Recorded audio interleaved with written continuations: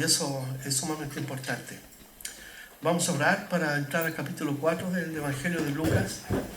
Y miren, bueno, Arturo me dijo, han habido 3 temblores. Por si acaso, nosotros tenemos un plan de contingencia. Si viene un temblor fuerte, nosotros tenemos un plan de contingencia, es hacia afuera, no hacia allá.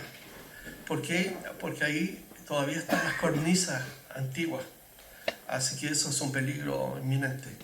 Entonces el plan de contingencia, si llega a haber un temblor, calmadamente nos dirigimos por el pasillo al patio final atrás. Total, si es más fuerte no va a caer en el edificio que está ahí, nos vamos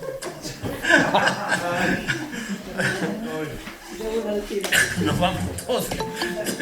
Pero por si acaso, porque bueno, ustedes saben que esta es una zona extremadamente temblorosa, por decirlo así.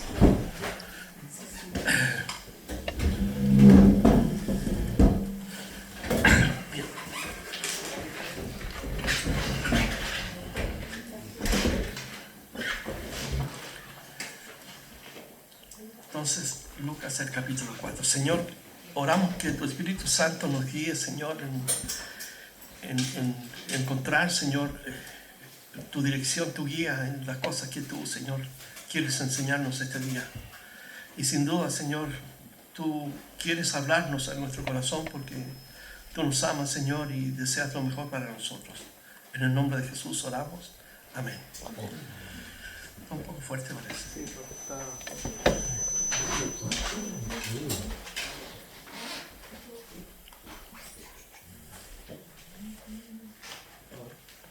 Sí, está bien ahí. Ahí estamos. Sí.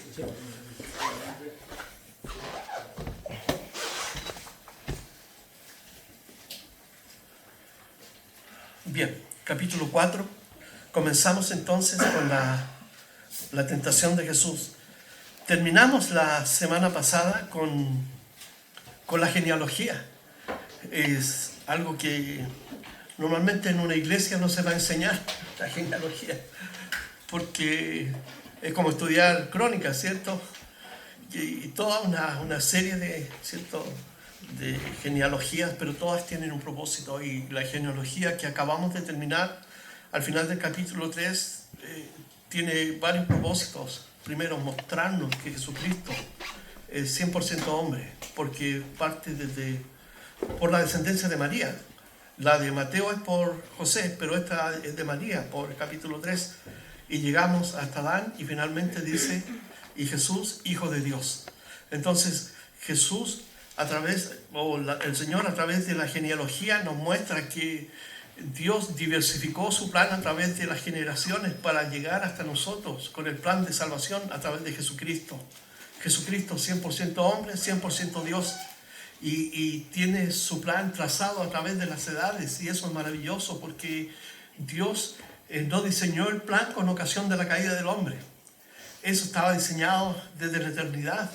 Por lo tanto, Dios ya tenía un plan, ¿cierto? Y nada lo pilla de sorpresa a Dios. Dios establece las cosas de esta manera y nos enseña también algo sumamente importante, que Dios es el Dios de la historia.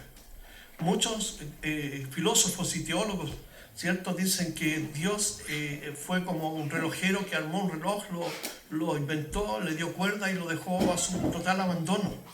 Esa es una filosofía que se conoce como deísmo, pero en la Escritura encontramos que Dios no tan solo crea, sino también Él participa con nosotros en todo nuestro acontecer. Dios es Dios de la historia y Dios también de nuestra historia personal.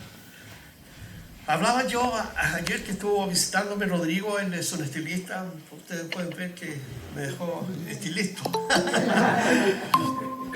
Hablamos una cosa tan importante de cómo Dios en este momento puede pensar o puede tener en su mente todas las constelaciones, los millones y millones de galaxias, los millones y trillones de estrellas, todos los soles y los planetas. Puede inmediatamente en este momento pero al mismo tiempo puede pensar en cada uno de nosotros.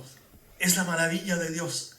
Dios es un Dios todopoderoso, es omnisciente, omnipresente. Al mismo tiempo que está pensando, ¿cierto?, en un multiverso, Dios está preocupado de nosotros, por nuestra situación. Entonces Dios es Dios de nuestra propia historia. Dios se preocupa por la parte emocional, por la parte espiritual, por la parte física. Dios nos ha abandonado. Y esa es una lección que aprendemos de la genealogía. Y es interesante porque cuando comienza la genealogía, en el capítulo 3, en el versículo 23, dice: Jesús mismo al comenzar su ministerio era como de 30 años. Y de ahí parte, ¿cierto?, hasta que llega al final, al versículo 38, o cuando dice hijo de Nos, hijo de Set, hijo de Adán, hijo de Dios. Así que encontramos en la genealogía un cuidado y una participación de Dios en la historia. Daniel, el libro de Daniel, nos muestra precisamente eso, y él lo corrobora porque él dice que Dios quita y pone reyes, en el sentido de que Dios está preocupado y guía la historia. Sabemos que los hombres escogen a los reyes y a los príncipes, pero la soberanía de Dios está por encima de eso. Entonces no es que Dios diga, este va a ser presidente aquí, este va a ser presidente allá. No, pero Él en su soberanía, Él verifica que eso se cumpla en la historia de la humanidad. Y comenzamos ahora en el capítulo 4, cuando dice aquí: Jesús, lleno del Espíritu Santo, volvió al Jordán.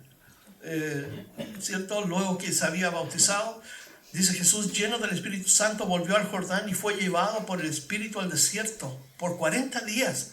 Y era tentado por el diablo y no comió nada en aquellos días pasados, los cuales tuvo hambre. Entonces, recuerden que Jesucristo fue bautizado. Él fue a Juan Bautista. Juan Bautista fue el precursor, y de acuerdo a la profecía de Isaías, él era quien iba a preparar el camino para la llegada del Mesías. Por lo tanto, Jesucristo tenía que cumplir con la ley.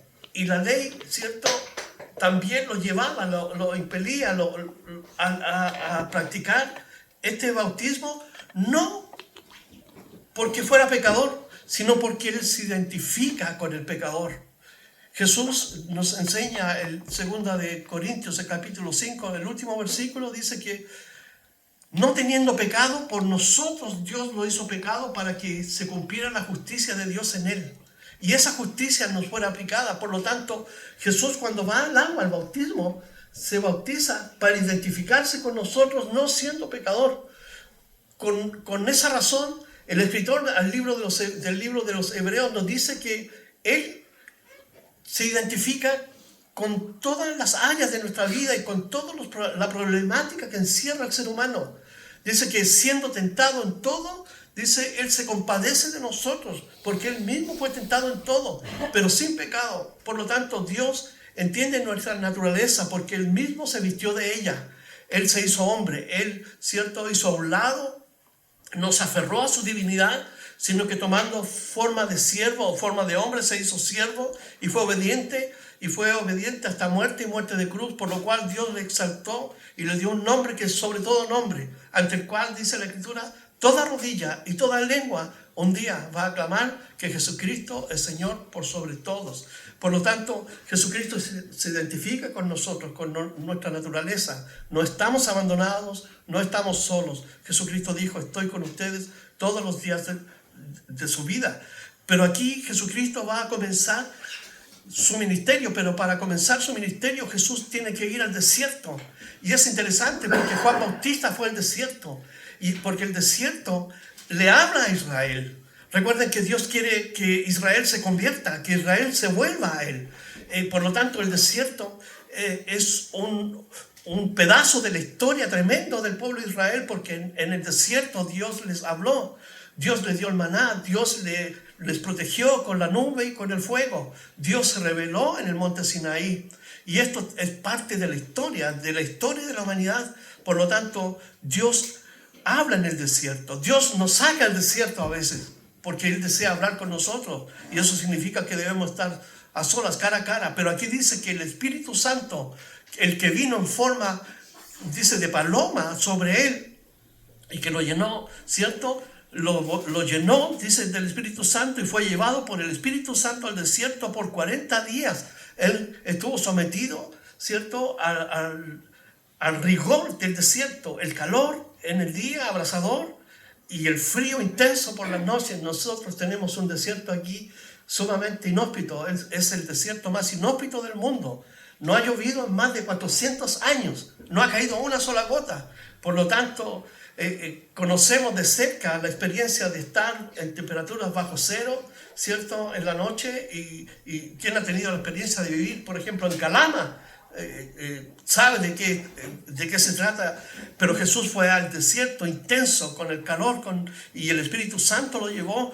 ¿Para qué? Y dice, para estar a solas con Dios, para tener ese encuentro íntimo y personal con Dios. Pero en ese periodo precisamente de mayor vulnerabilidad aparece precisamente ¿quién? El diablo. El diablo significa adversario. Y dice, y era tentado por el diablo. No nomás cuando terminó el periodo de ayuno de 40 días, pero cada día fue un ataque intenso contra Jesucristo. Pero como ya culminó este periodo de 40 días, dice, tuvo hambre, por supuesto, 40 días. ¿Quién no va a tener hambre? Uno hace un ayuno mediodía y ya a las 3 de la tarde ya quiere comerse un completo, una hamburguesa, un sándwich.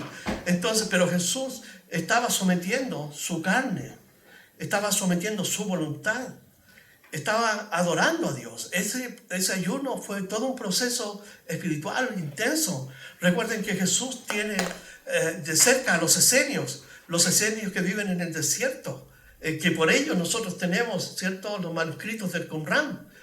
Tienen los esenios que vivían vidas, ¿cierto?, ascéticas, es decir, de contemplación, de adoración, de búsqueda de Dios. Por lo tanto, aquí tenemos al Hijo de Dios viviendo una experiencia de ese tipo.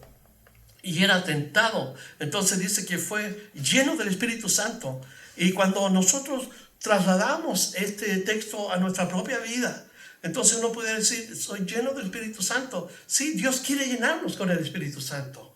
Pero una de las cosas que tiene que suceder antes de ser llenos con el Espíritu Santo es que Dios quiere vaciarnos. Tenemos que vaciarnos del ego que está entronizado en el corazón, ¿cierto?, de concepciones racionales que tenemos en nuestra mente. Dios nos está pidiendo que demos un salto al vacío, ¿cierto?, en negro. Un salto. Dios simplemente está diciendo que nosotros tenemos que dejar que Jesucristo sea modelado por el Espíritu Santo en nuestro corazón. Y para que eso suceda, nosotros tenemos que despojarnos, no por nuestras fuerzas, sino a través de un proceso que es una disciplina espiritual. Y eso nos lo enseñan las Escrituras. Y esta disciplina consiste en leer la palabra de Dios. ¿Por qué? Porque la palabra de Dios es como una espada, es como agua, es como un espejo, es como un martillo, dice Jeremías, que quebranta la roca. Entonces la palabra tiene una virtud, porque primero es inspirada por Dios. Y lo otro, que es la revelación de Dios que el Espíritu Santo, ¿cierto?, trae y usa a hombres para que nos dejen la palabra que, como ya mencioné, como una espada, como un martillo. Entonces, Dios, por medio del estudio, de la enseñanza de la palabra de Dios, cuando vamos a ella, ¿cierto?, tenemos que tomarla y aplicarla a nuestras vidas. Este es un mensaje íntimo, personal. Cuando tú lees la Biblia, tú no puedes pensar, esto es para el Juanito tanto, este es para ellos, esta le calza perfecto a la hermana tanto. No, es para ti, porque Dios desea modelar tu vida, Él desea modelar nuestro corazón. Y en virtud de eso está la palabra de Dios, que es una disciplina, el leerla cada día. No basta un domingo. Nosotros tenemos que tener una disciplina del día a día, de lectura, un capítulo, ¿cierto? Seguir una secuencia o una cronología de estudios bíblicos para que podamos alimentar nuestro corazón. ¿Por qué razón? Porque a través de ese proceso nosotros comenzamos entonces a identificar el propósito de Dios para nuestra vida. Y también debemos pedirle a Dios que nos ayude con su Espíritu para vivir en obediencia a eso que estamos aprendiendo. La vida cristiana no es tan solo un bagaje de conocimiento intelectual teológico. La vida cristiana es la vida práctica del día a día. Por eso que la Biblia nos enseña, y hablábamos ayer con Rodrigo, de frutos de justicia. Los frutos de justicia corresponden precisamente a una vida práctica. Los frutos dignos de arrepentimiento tienen que ver con el cambio de vida que opera en mi corazón. Por lo tanto, Jesús fue llevado y fue lleno del Espíritu Santo. Nosotros podemos ser llenos, pero tenemos que estar vaciados. Y muchas veces, a veces Dios nos cobra la palabra en la oración cuando decimos, Señor, yo quiero conocerte más. Perfecto, al desierto. Y Dios te saca al desierto y Dios te prueba. Entonces uno dice, ¿por qué estoy pasando esto? Bueno, tú me lo pediste, tú me dijiste, cámbiame. Bueno, yo tengo mis métodos. Como son altos los pensamientos, así como es el cielo de la tierra, así son tan altos los pensamientos de Dios respecto de los nuestros. Por lo tanto, cuando pedimos a Dios algo, tenemos que tener cuidado de lo que estamos pidiendo, porque Dios tiene sus métodos para tratar y ayudarnos. Dios no nos va a destruir, jamás, porque Él nos ama, Él nos cuida, Él nos protege, Él nos provee, pero también Él desea que nosotros subamos de peldaño en nuestra relación personal con Él. Y eso es una disciplina, es un ejercicio que debe practicarse cada día, por cada hombre, por cada mujer, por cada joven que tiene, cierto, la esperanza puesta en Jesucristo. Tuvo hambre, Él fue allí. Toda vida espiritual verdadera va a enfrentar tentación.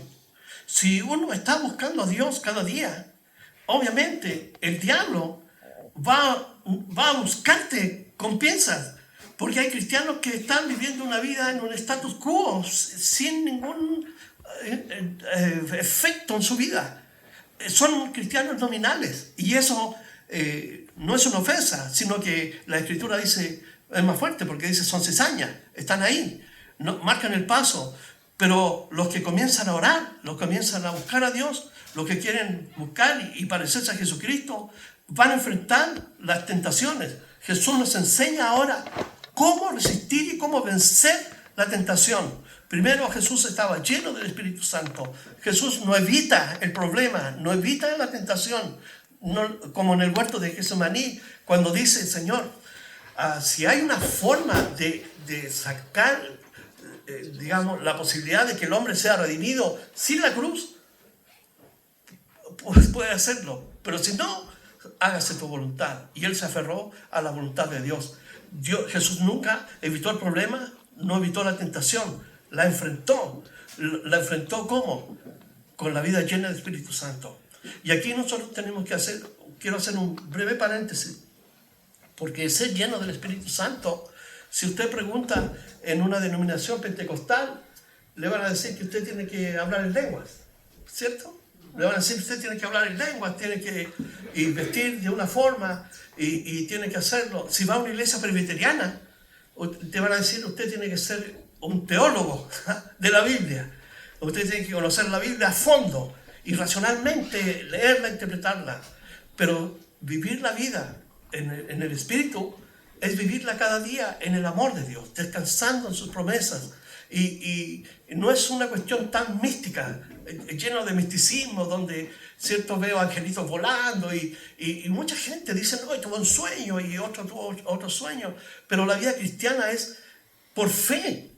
Es una cuestión que la Biblia misma valida. El justo por la fe vivirá. Entonces aquí no hay una cuestión de la emoción para que controle nuestra vida para vivir la vida cristiana. La vida cristiana es emocionante de vivirla, pero no dominada por las emociones. De hecho, Pablo les dice a los romanos que nosotros debemos someternos a Dios en nuestros pensamientos. Dice que es vuestro culto racional. Romanos 12, versículos 1 y 2. Entonces, la vida cristiana en el Espíritu es porque yo estoy empapado de la palabra, estoy en oración con Dios y vivo una vida normal, cristiana, pero soy sensible a la voz del Espíritu Santo. Eso es importante. Dice aquí que fue tentado por el diablo, ¿cierto? Y una de las cosas que Jesucristo nos enseña, que Él estaba totalmente controlado, Él estaba totalmente guiado y Él estaba totalmente capacitado por el Espíritu Santo cuando fue llevado al desierto y para la obra que Él tenía que hacer con la predicación del Evangelio y el ministerio que iba a comenzar por los 3 años que iba a durar esta obra. Tuvo hambre. Entonces el versículo 3 dice Entonces el diablo le dijo: si eres hijo de Dios, di a esta piedra que se convierta en pan. Jesús respondiendo le dijo: escrito está, no solo de pan vivirá el hombre, sino de toda palabra, sino de toda palabra de Dios. Entonces la primera tentación tiene que ver con satisfacer una necesidad legítima de forma ilegítima. ¿Me entiendes? Es algo natural, algo que es legítimo, pero él quiso hacerlo, quería que Jesús lo hiciera de forma ilegítima. Porque tuvo hambre. Todos tenemos hambre, todos tenemos sed, nos cansamos, queremos dormir cuando tenemos sueño y descansar nuestros cuerpos, y es legítimo. Pero cuando Jesús sale del desierto, sale con un propósito, con un sentido, ¿cierto?, de buscar a Dios y para comenzar su ministerio. Entonces él quería que usara sus poderes para satisfacer su propia hambre. Entonces le dijo: di a esta piedra, ¿cierto?, que estaba allí, que se convierte en pan. O sea, es como: hazte un milagro, ya que tú eres Dios, hazte un milagro y satisface tu necesidad por medio de este milagro. Pero Jesucristo, su ministerio, toda su obra, la comenzó como el Hijo del Hombre y tenía que terminarla como el Hijo del Hombre en la cruz del Calvario. Jesucristo por eso se despojó a sí mismo, ¿cierto? Siendo Dios se despojó, se vació. La kenosis, como se conoce, ¿cierto? Se despojó de sí mismo, no usando sus atributos divinos, pero sí usando las herramientas que Dios le dio por medio de la llenura del Espíritu Santo. Entonces, esto es una lección para nosotros, para acceder a las cosas de Dios de forma legítima, no de forma ilegítima, ¿cierto? Es común en muchas iglesias que hay, ¿cómo se llama?, líderes que le dan mensaje espiritual a la gente, ¿cierto? Ay, hermano, he orado tanto por una nueva cocina, por un nuevo auto. Y están dándole mensaje a la gente. Y la gente, como es sensible, ¿cierto?, dice: mira, al pastor le falta una cocina, comprémosle. Eso es un medio legítimo. Eso no es correcto. Nosotros no podemos usar estos medios ilegítimos para buscar o obtener cosas. Jesucristo dijo que si buscamos el reino de Dios y su justicia, las cosas que nos faltan serán añadidas. Y yo puedo pedir, si necesito algo, un bien para mi hogar, lo puedo pedir en oración y Dios me va a ayudar a conseguirlo, pero por el medio legítimo que es la oración. Pero el diablo aquí quería hacer caer a Jesús en la trampa de que usara su poder. El pan en el desierto o en cualquier lugar es una necesidad real, pero no debemos buscar atajos para ser bendecidos por Dios. Jesús le citó Deuteronomios 8:3 cuando le dijo: escrito está, no solo de pan vivirá el hombre, sino de toda palabra de Dios.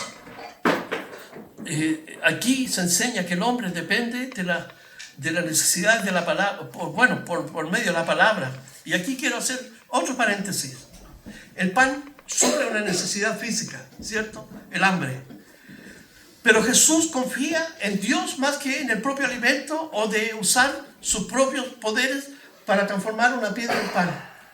Eso habla de confianza y dependencia de Dios. Como nosotros cristianos somos llamados a depender y a confiar en Dios. Israel, ¿qué hizo en el desierto? Se quejó, ¿cierto? En el desierto se quejaba. ¿Qué decía? Tenemos hambre, Moisés. Queremos comer pan, queremos comer carne, queremos pescado, queremos cebolla, los repollos, los melones, las sandías. Queremos comer en el desierto. Pero Israel fue llevado al desierto para que se limpiara de toda la idolatría que estaba en Egipto, ¿cierto? De todo lo que sucedía allí. Y Dios quiso llevarlo al desierto. Y en el desierto Dios le dijo: tú eres mi especial tesoro. Si ustedes guardan mi palabra, serán mi especial tesoro. Por eso que Jesús le da valor a la palabra de Dios. Cuando guardamos la palabra de Dios y la vivimos cada día, nos transformamos en ese tesoro para Dios. Y cuando sucede o que tenemos una necesidad, como cristianos ya no nos vamos a quejar. Como cristianos no vamos a usar, ¿cierto?, la queja como un modo de presionar a Dios. Simplemente vamos a usar la confianza y la dependencia de que Dios va a suplir nuestra necesidad. ¿Por qué? Porque cuando hacemos eso se cumple literalmente lo que Jesús dijo, que si buscamos el reino de Dios, y su justicia, las cosas que nos faltan serán añadidas. ¿Qué sucedió con Adán? Adán se dio al deseo de comer. Cuando la serpiente le dijo, o la mujer más bien dicho, que el hombre fue culpable porque el hombre tenía responsabilidad de cuidar a su esposa y no lo hizo. Dios le dijo a él que debía cuidar a su esposa y no lo hizo. Pero, ¿qué hizo Adán? Se dio al deseo, a la tentación. Es interesante eso, porque él comió. La iglesia somos llamados a confiar en Dios, porque eso hace un hijo, una hija de Dios. Es interesante esta gran tentación. La segunda tentación tiene que ver, dice, y le llevó el diablo a un monte alto y le mostró en un momento todos los reinos de la tierra. Qué interesante esto. Le mostró todos los reinos de la tierra y le dijo el diablo, miren, pongan atención, a ti te daré esta potestad, el control, el dominio y la gloria de estos reinos, porque a mí me ha sido entregada y a quien quiero la doy. Atención con esto, porque miren, cuando yo mencioné antes que Daniel dijo que Dios quita y pone reyes, no es que Dios está diciendo usted va a ser presidente, usted presidente, sino que Dios en su soberanía controla que eso ocurra. Pero aquí podemos ver que muchos gobiernos seculares son puestos por el enemigo de Dios. Porque a quien quiere, Él le da la gloria de los reinos. Y por citar un ejemplo, no sé si, bueno, este murió hace rato, pero, o a lo mejor me voy muy antiguo, voy a mostrar el carnet. ¿Cómo se llama? Idi Amin Dada. ¿Han escuchado hablar de él? Sí. No. Él fue un dictador en Zaire. Y ese hombre era antropófago. Se comía a los muertos, los mataba y se los comía. De eso, no sé si busquen una foto de él, era así un chancho, pero porque comía carne humana. Era carne. Y ¿saben qué? Una vez un misionero al cual pude conocer estuvo en Zaire una vez que él escapó y lo llevaron los pastores locales por la senda de los huesos, le llaman. Y es un camino que él recorrió, que era como una especie de cal, pero enorme, un camino. Y le dijo, ¿y por qué se llama la senda de los huesos? Porque donde tú estás caminando son todos los huesos que este hombre asesinó y mató de hermanos nuestros cristianos, y no tan solo se conformó en matarlos, sino que él mandó a construir, a hacer este camino como una lección para todos los que se oponían a su régimen. Entonces uno se pregunta, ¿Dios lo puso a él? No, y de verdad, porque él dijo, a quien quiero se la doy. Corea del Norte, imagínate, Venezuela y todos los países que son, ¿cierto?, ya sea de una dictadura extrema, de ultraderecha o de ultraizquierda, que someten y subyugan a la gente, porque ¿cuál es el trabajo de Satanás? Subyugar, destruir, corromper al ser humano, quitarle lo más esencial que Dios nos ha dado, que es la libertad de expresarnos, la libertad de amar, la libertad de movernos. Entonces, cuando tú ves gobiernos que le quitan al ser humano los valores de forma, pero absoluta, total, que Dios nos ha dado, entonces estamos frente precisamente a la obra de Satanás. ¿Por qué? Porque él tiene las riquezas de este mundo, tiene los gobiernos de este mundo, y él es el príncipe de la potestad, ¿cierto?, que tiene el control sobre el gobierno secular, y por eso que este mundo Dios lo va a destruir. ¿Por qué? Porque está bajo el amparo, bajo el gobierno de Satanás. ¿Cuándo lo recibió? Porque él dijo, a mí me fue dada. ¿Cuándo lo recibió? Cuando Adán y Eva desobedecieron a Dios, perdieron absolutamente el control de las cosas que Dios le había dado. Porque Dios le dio a ellos la tierra para administrarla, para gobernarla, y la hipotecaron, producto de su desobediencia. Mucho cuidado con hipotecar nuestra vida espiritual tenemos que tener cuidado, porque el Satanás se muestra como una serpiente, ¿cierto? Sagaz, astuto. El apóstol Pablo dice, no ignoramos sus maquinaciones, es decir, sus tretas, su forma de actuar. Por lo tanto, tenemos que tener nosotros discernimiento y sabiduría espiritual para saber cuándo estamos hipotecando nuestra vida espiritual. Una de las formas de hacerlo es tratar de conseguir cosas en forma ilegítima de parte de Dios, como extorsionar a Dios. Y eso no puede ser. Nosotros podemos litigar con Dios, por supuesto, podemos decirle, mira Dios, estoy en esta situación, como Job, ¿cierto? Cuando dijo, maldito el día que nací, ¿por qué no fue abortado? ¿Cierto? ¿Por qué mi madre no me abortó? ¿Por qué mejor desaparecí de esta vida? Y comenzó a hablar con Dios. Y Dios le dijo, perfecto, Job, no te preocupes, te escucho y entiendo tu problema. Pero Job no sabía que el diablo lo había pedido para zarandearlo. Pero cuando Dios, ¿cierto?, en su sabiduría, en su dominio y control de todas las cosas, llama a Job y le dice, quiero preguntarte algo. Dios le va a dar una lección de sabiduría, de dominio, de control, de omnisciencia. ¿Dónde estabas tú, le dijo, cuando yo formé la tierra? ¿Dónde estabas tú cuando yo estaba formando, ¿cierto?, la osa, las constelaciones, la osa menor, la osa mayor? Y Dios comienza a hablar con Job. Y Job entonces comprende que delante de él había un ser maravilloso que tenía el control de todas las cosas. Por eso Job dijo, desnudo salí del vientre y desnudo voy a volver. Antes de oída te había escuchado, pero ahora mis ojos te ven. Y Dios confió en Dios.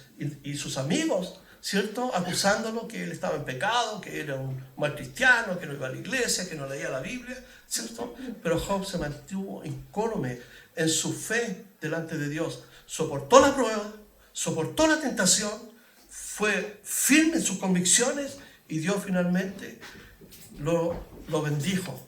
Entonces esta retribución no fue porque él es bueno, sino porque la gracia de Dios estaba en su vida, como está en tu vida, como está en mi vida. Es la gracia de Dios cada día. Por eso tenemos que tener cuidado de no hipotecar nuestra fe con cosas que son muchas veces ya sutiles de parte del enemigo. Le dijo, porque a mí me ha sido entregada y a quien quiero la doy. Le dijo, te la doy si tú postrado me adoras. Todos serán tuyos. Te doy todos los reinos. Es interesante porque en Efesios, me gusta citar este pasaje, capítulo 2.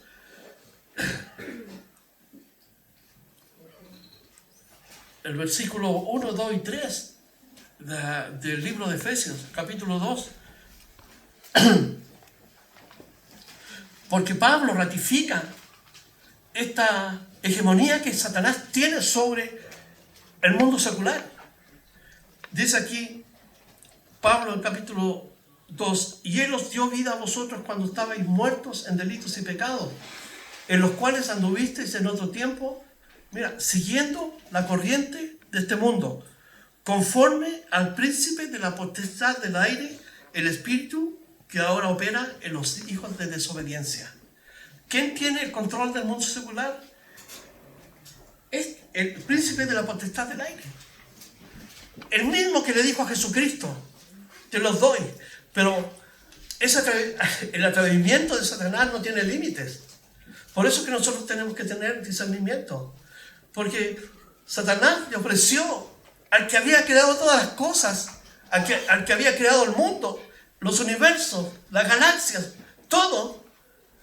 Le dijo, te los doy, pero ¿cómo me vas a dar algo que es mío si yo lo creé? Temporalmente lo tienes. Pero recuerden que en Apocalipsis 1, cuando Jesús murió y resucitó, le dice a Juan, he aquí que vivo y estuve muerto y tengo las llaves. Las llaves. Satanás perdió en la cruz del Calvario. Jesús lo destronó, le quitó la hegemonía, el poder. Y lo que nosotros vemos de Satanás hoy en día son los estertores, últimos latigazos que está pegando, porque él sabe que sus días se acabarán y un día de esto Jesucristo va a regresar. Y así como estamos viviendo, conversábamos antes del estudio, en cualquier momento Jesucristo regresa por su iglesia. Nosotros debemos saber eso, y es verdad, porque las profecías Si tú miras Job, Ezequiel 38, 39, el Salmo 83, Mateo 24, te vas a dar cuenta que todo está cumpliéndose aquí, delante de nosotros. Por lo tanto, ¿cómo Satanás tuvo el atrevimiento? Lo hizo porque él mismo le plantea a Jesucristo una interrogante, porque él quería hacerlo dudar de su filiación con Dios. Pero el propio Satanás, ¿cierto?, no sabía quién se iba a manifestar como el Hijo de Dios o el bendito de Dios, el ungido de Dios. Por eso mandó a matar a los niños. Cuando Herodes, ¿cierto?, dijo, avísenme para yo ir a adorarle también a los magos que vinieron del oriente, cuando fueron a adorar al niño. Entonces Satanás quería asesinar al Mesías, pero ahora le está ofreciendo los reinos de este mundo. Y le dice, entonces, te los doy si tú postrado me adoras. Lo que quería, los reinos de este mundo sin la cruz. Que Jesús tomara los reinos sin la cruz. La gloria sin sufrimiento. La obediencia importa más que el éxito aparente. Jesús responde citando Deuteronomio 6:13, solo a Dios debe ser adorado. La obediencia importa más que el éxito. Hoy día tenemos una pléyade de artistas subyugados por el mundo de las drogas, pero muchos están involucrados en estos pactos que hacen con Satanás. Yo no sé si ustedes conocen la historia de Bob Dylan. Bob Dylan, un cantautor americano, del folk americano. Ahora en su vejez, cuando lo entrevistaron, le pregunta, ¿a qué debes tu éxito? Él dice, bueno, hice un pacto. ¿Y con quién hiciste un pacto? Con el viejo. ¿Quién es el viejo? Tú sabes, le dice. El jefe. Y si tú miras la cantidad de artistas, Madonna hace sacrificios en público, delante de la gente. Y así te puedo nombrar cantidad de artistas que han entregado sus vidas por el éxito temporal. Jesucristo es el dueño de la fama. Satanás en este mundo secular es el dueño de la fama, del oro, del glamour, de todo el éxito, ¿cierto? La fanfarria y todo eso. ¿Y cuántos jóvenes, cuántos han estado allí y después decepcionados? ¿Cuántos cantantes y artistas han dicho, cantando, no quiero más, hice un pacto con el diablo, quiero salirme? ¿Cuántos? ¿Por qué? Porque han caído en el lazo del diablo. Y aquí lo tenemos ofreciéndole la misma historia a Jesucristo en otro contexto. Gloria sin cruz es imposible. La salvación es imposible sin la cruz, porque la cruz significa muerte, el muerte al ego, la muerte al yo. Como Pablo dice, ya no vivo yo, mas Cristo vive en mí. Y lo que vivo ahora en este cuerpo lo vivo en la fe de aquel que me amó y se entregó por mí. Entonces mi caminar ahora es por fe. A los romanos le dice, el justo vivirá por la fe. Y tenemos que entender que ese principio, ¿cierto?, debe gobernar nuestra vida, porque estamos viviendo los últimos tiempos difíciles, donde no es fácil ser cristiano.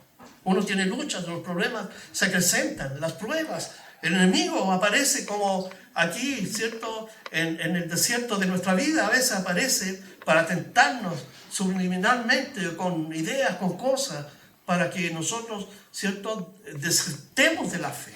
Ese es el propósito del enemigo. Y Jesucristo aquí nos está dando la lección. Por la palabra vencemos.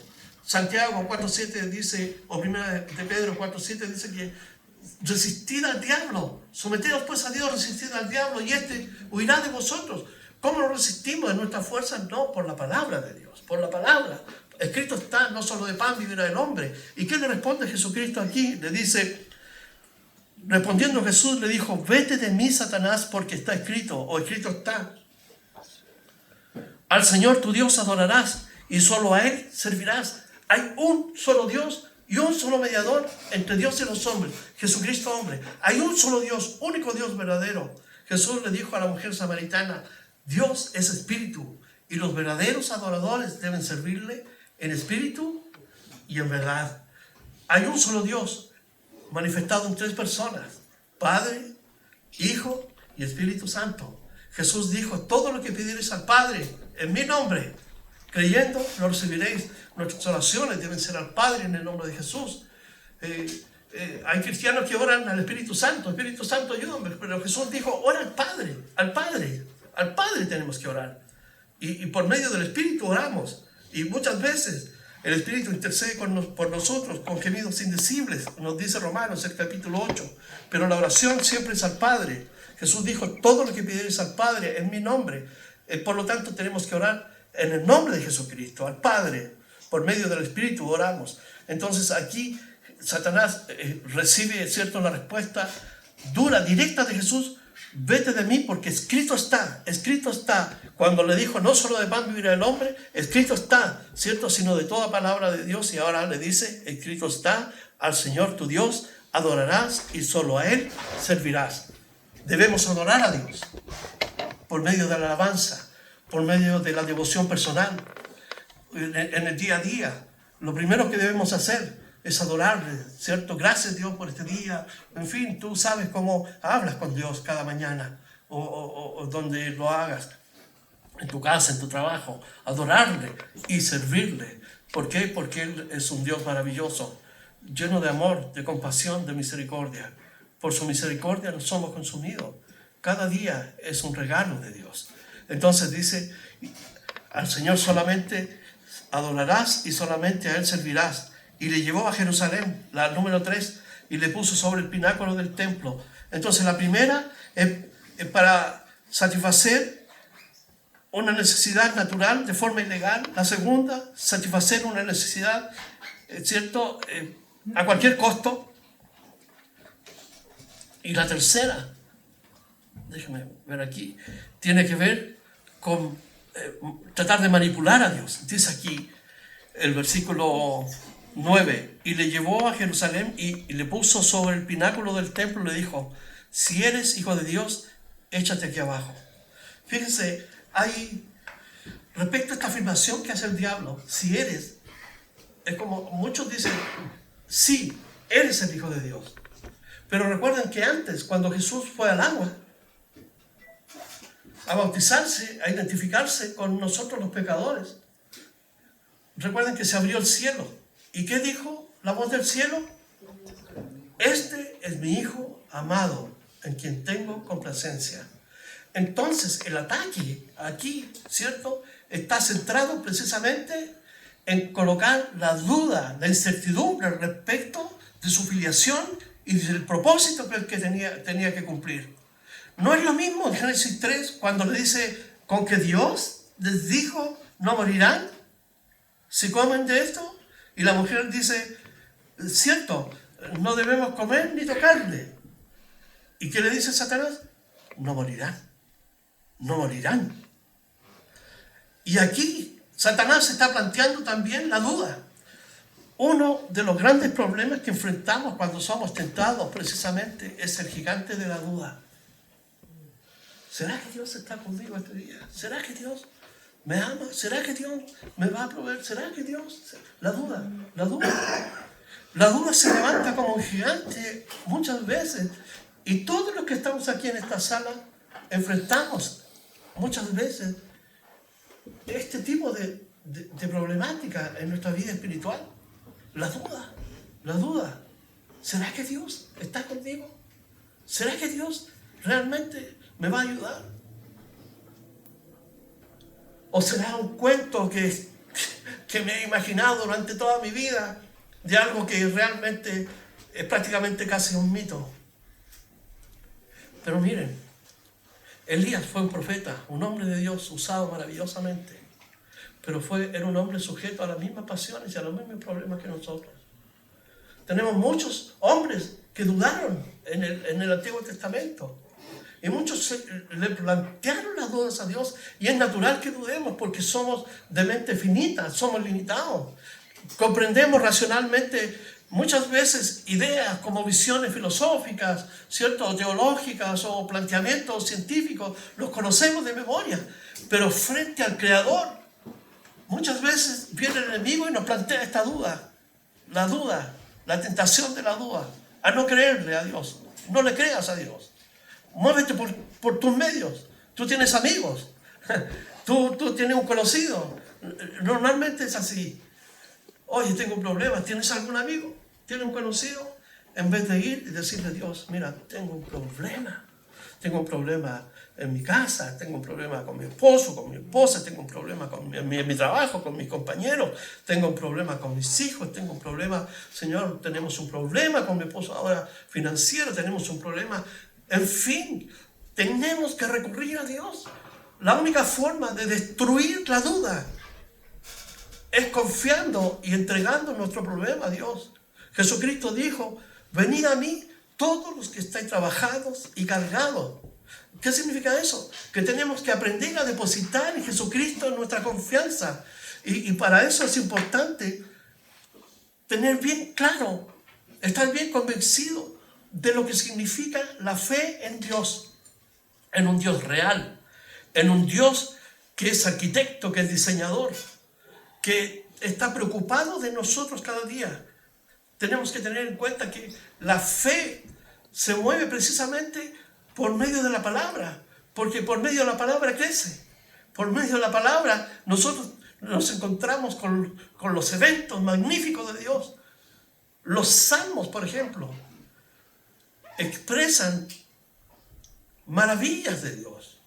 Los autores de los salmos muchas veces, ¿cierto?, exaltan a Dios, al Dios de las proezas, al Dios creador, al Dios que hizo los cielos, al Dios que hizo la tierra. Entonces nosotros debemos afianzarnos en aquello que Dios nos ha revelado, no en aquello que nos imaginamos de Dios. Ahí puede haber una brecha que el enemigo puede aprovechar para tratar de hacernos desfallecer.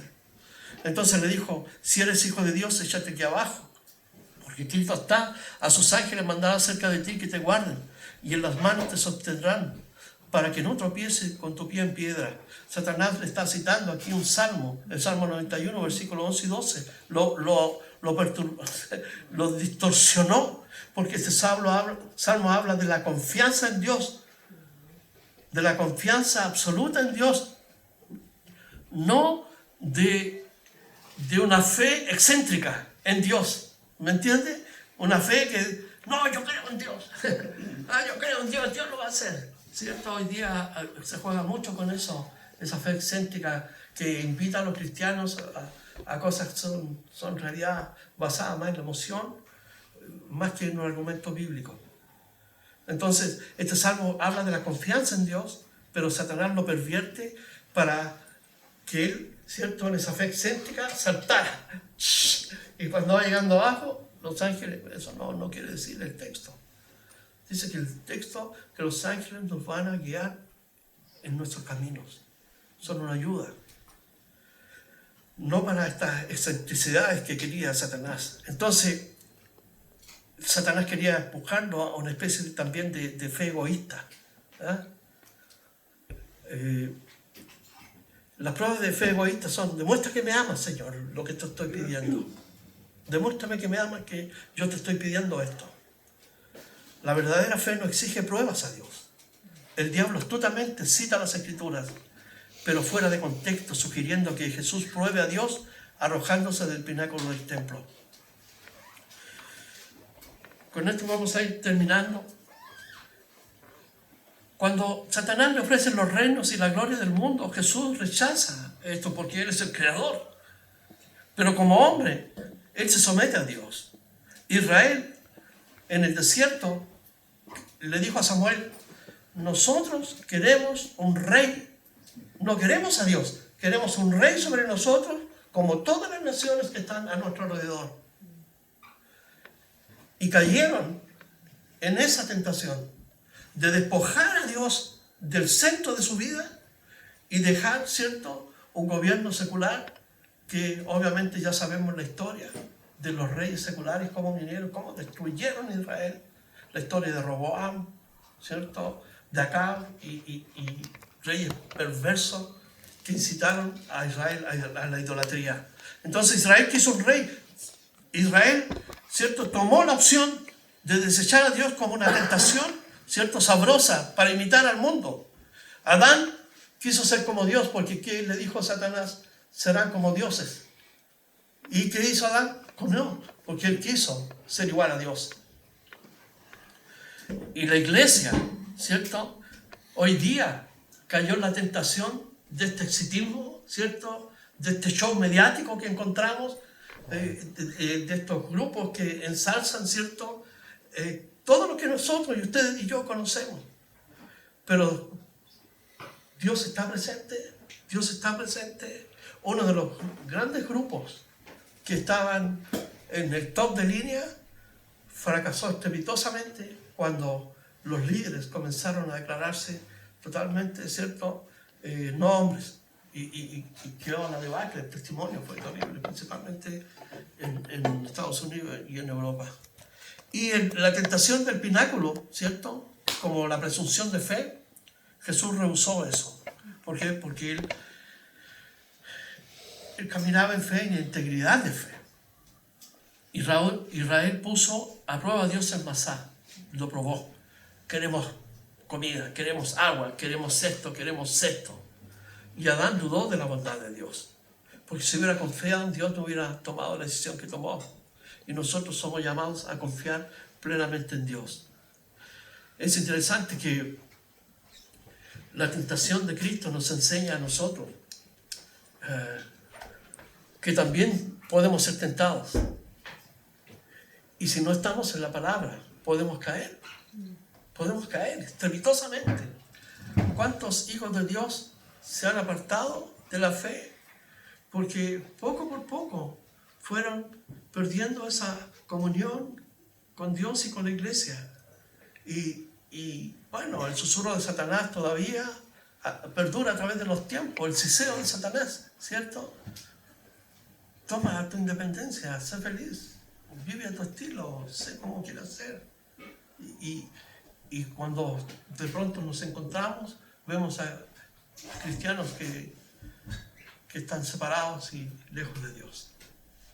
Por último, para terminar, con Mónica conocimos a un hermano en la fe, mucho tiempo, era un hombre maravilloso. Y siempre lo encontrábamos y nos daba consejos. Nosotros estábamos recién casados y nos animaba a seguir a Cristo, a la palabra, todo eso. Un hombre de Dios. Y resulta que no sabemos qué pasó en su vida, pero sí lo que sé es que él se empezó a separar y a apartar de Dios. Y un día vino al Hotel O'Higgins y él arrendó una pieza y se pegó un palazo en la cabeza. Entonces, nos preguntábamos, él nos animaba, ¿cuál fue la seducción del enemigo? ¿Qué fuerza tuvo en él? Que fue más poderoso del amor que él profesaba a Jesucristo. Por eso tenemos que nosotros cuidarnos y estar atentos a los devaneos, ¿cierto? Y a los deseos de la serpiente antigua. Vamos a orar. Padre, en el nombre de Jesús oramos esta mañana, esta tarde ya, y te damos gracias porque tu palabra siempre nos exhorta, nos anima, nos consuela, nos corrige, Señor, nos redarguye a vivir, Señor, una vida templada en ti, Señor. Sabemos que estamos viviendo tiempos difíciles y somos asolados, como tu Hijo fue asolado y tentado por Satanás. Señor, muchas veces somos débiles y lo reconocemos. Por eso esta mañana te pedimos que nos ayudes y nos fortalezcas en las áreas en que somos débiles para enfrentarnos, Señor, a un enemigo que ha sido derrotado en tu poder. Señor, que nos llenes de tu Espíritu Santo para vivir una vida plena para ti, Señor. Bendice a cada uno que está aquí. Tú conoces su vida, sus luchas personales, Señor, esas batallas que se dan en la mente y el corazón. Tú nos conoces como somos, Señor, y por eso yo te pido que vengas a nuestro auxilio y nos ayudes, Señor, esta mañana para salir fortalecidos delante de ti y a través de ti, Señor. Padre, gracias por este día, por lo que queda de él, y en el nombre de Jesús te pedimos que lo bendiga, Señor. Amén. Amén.